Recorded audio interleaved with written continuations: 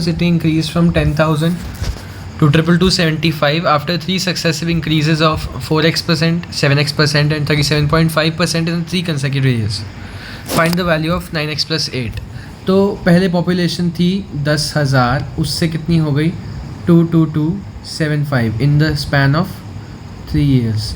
देखिए अब हमें सक्सेसिव इंक्रीजेस दी गई हैं 4x%, 7x% और 37.5% की, और हमें निकालनी है वैल्यू 9x प्लस 8 की. हमें ये वैल्यू कैलकुलेट करनी है. देखिए पहले साल इतना इंक्रीज़ हुआ, दूसरे साल इतना इंक्रीज़ हुआ, तीसरे साल इतना इंक्रीज़ हुआ है.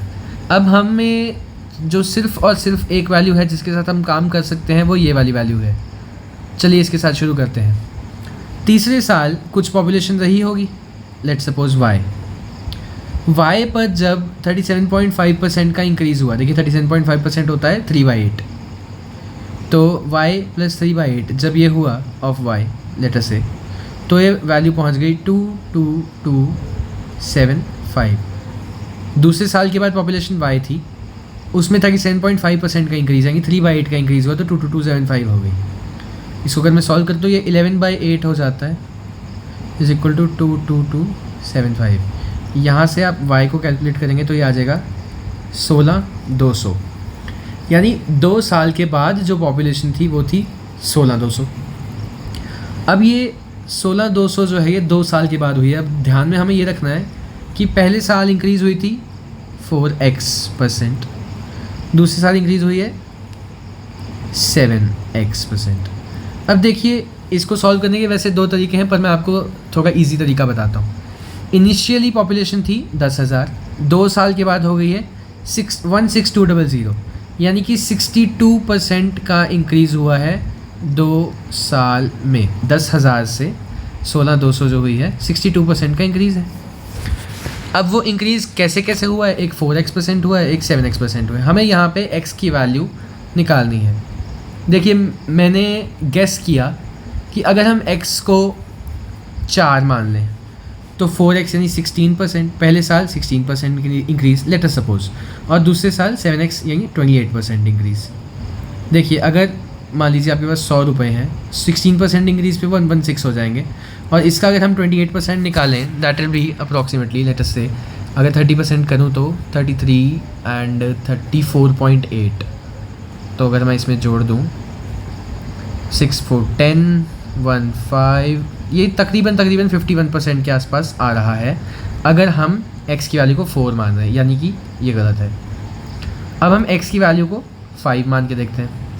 मैंने x की वैल्यू मानी 5, तो 4x यानी कि 20% और 7x यानी कि 35%.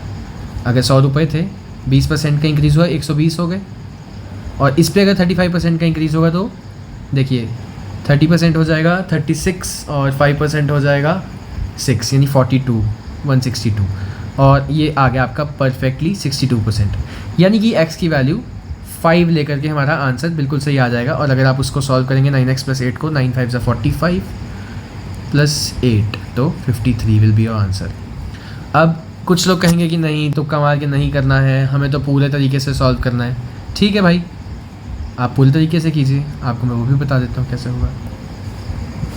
16,200 is the value after 2 years. देखिए पहले आपकी वैल्यू मान लीजिए x थी या z थी मान लीजिए, ठीक है. उसमें फिर कितना इंक्रीज़ हुआ है, या मान लीजिए पहले 10,000 थी तो हमें पता ही है 10,000, फिर उसमें इंक्रीज़ हुआ है 4x% का, 100 प्लस 4x अपॉन 100 इंटू, तीसरे साल इंक्रीज़ हुआ है 100 प्लस 7x अपॉन 100. इसको आपको सॉल्व करना है. अब ये हो जाएगा आपका 10,000 plus 400x plus 700x plus 28x square is equal to 16,200. इस इक्वेशन को आप सॉल्व करेंगे तो आपके पास क्वाड्रेटिक सॉल्व करने पे 2 आंसर्स आ जाएंगे.